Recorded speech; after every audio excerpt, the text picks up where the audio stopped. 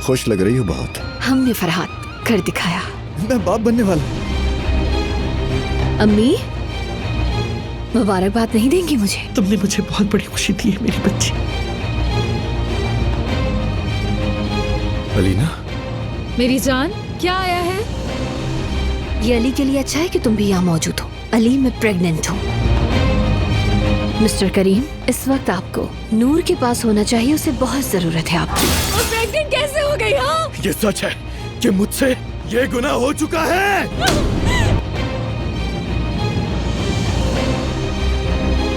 कहाँ चली गई आखिर नूर? अगर तुमने ऐसे ही पीछे किया तो मैं उस ट्रक में अपनी गाड़ी दे मारूंगी।